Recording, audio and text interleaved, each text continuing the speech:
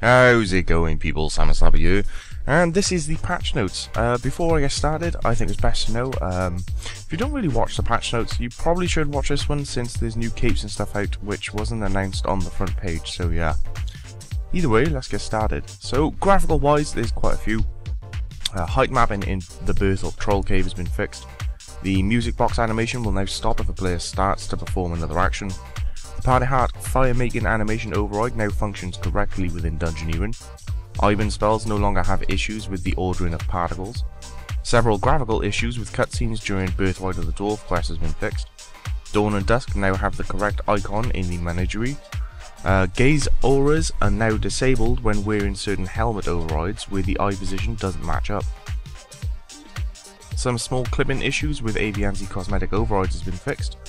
And a flicker on a wall during the Chosen Commander quest has been corrected.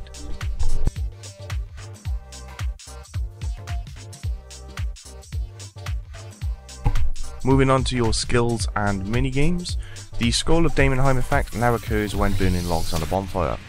The examine information for the size 7 shooting star has been adjusted. The Agaroth fight will now reset on Wednesdays every week to remain consistent with other weekly DDs.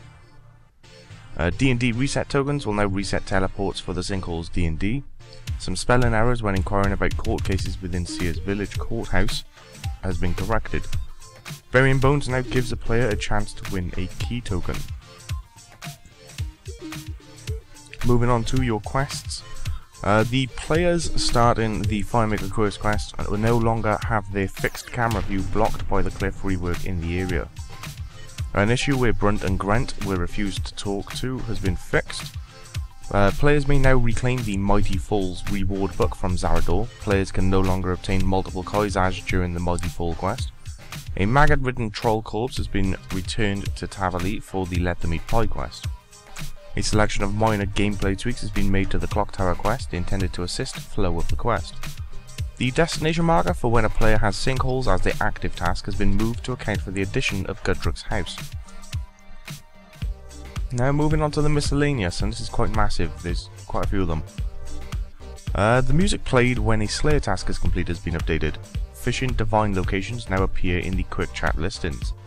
The claim key token pop-up no longer appears if the players ticks the don't show this again box. Heartbreak and Love Struck pendants now can be successfully removed from or stored in a player-owned house toy box.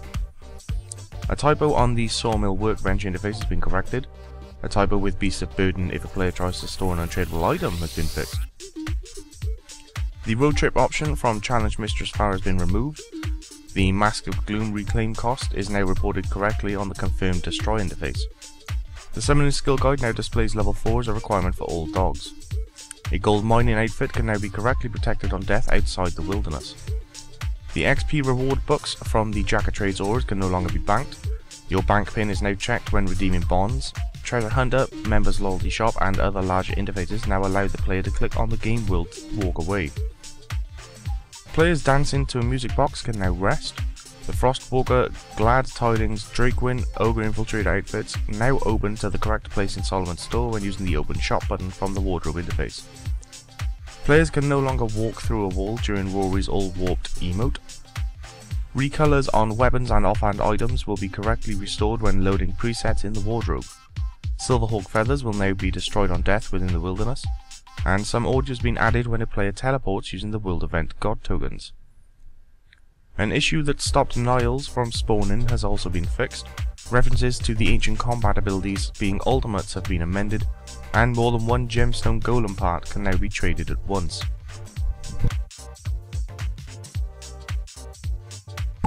And now we get into the ninja fixes, and this one's also quite massive. In fact, this is the biggest part of it all, and probably the most important one from what I can see.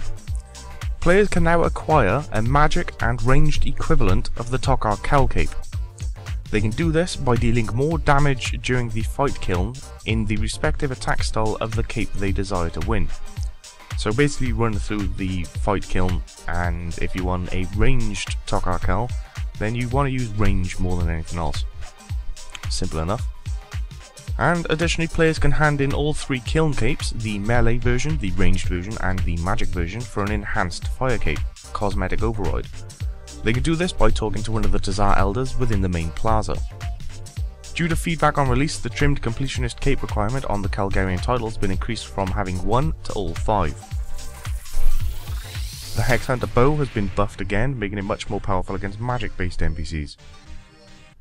Barge now also works within Dungeoneering. The upgraded gem bag can be emptied from the inventory whilst the bank interface is open. Players can now block a 7th Slayer task with a total of 350 quest points. Fist of Gothics now requires a minimum of 8 people to start a game as opposed to the original 16. Players will now receive XP from other players using their placed divine locations. Players will now be asked how many times they would like to recharge a Slayer helmet with. Few Slayer helmets now benefit from the Ferocious Ring damage boost. Higher level Slayer Masters now reward more co-op Slayer points. Players can now enter the Waterbirth Island dungeons without the need of a second player. The Slayer task completion message is now red. Picking up thrown weapons will automatically be equipped if they are the same as what is already being wielded. The 2 tribesmen, Kyle and Jonathan, near the Gramsha Divination Colony have grown tired of attacking diviners and have decided to relocate slightly to the west. There is also now a quick enter house option on the house portals. The message when withdrawing a preset is now filtered. The Scroll of Life effect is no longer filtered and will display in more noticeable colours. Using the collect all option to bank or inventory in the collect interface will now cause the interface to close. The effect of magic secateurs whilst harvesting will now work from the inventory. The option text when dropping high wealth items has been changed to make it clearer. The following items will now be kept on death automatically. This is the Bone Crusher, the Charming Imp, the Gem Bag, Coal Bag, Hair Clip tokens, World Event tokens, Ouroboros Pouch, and the Constructor's Outfit. Players will now receive a message when recovering a seed from a dead patch from the Scroll of Life effect. The animations used when travelling on a hot air balloon journey have been updated. The dig animation when using a spade has been changed. And the graphics and animations for the following NPCs have been revised: Earth Warriors, Rock Slubs, Necreols, Possessed Pickaxes, Orcs, Yogas, Hellhounds, and Gorax. And last but not least we have engine fixes. The Legacy mode has been added to the Hunt code so that Barbarian Assault can be reverted back to its previous behaviour. Engine support has been added for the recommendation system as well as 2-factor authentication, and additional support has been added for the RuneScape companion.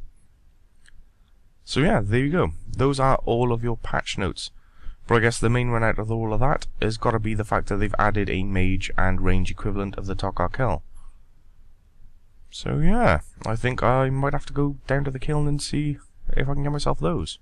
Also interested to see what this enhanced Fire Cape cosmetic override looks like. There we go. That is pretty much everything, so now you've all been informed. Good times. So other than that, I will catch you all later, people. Have a good one.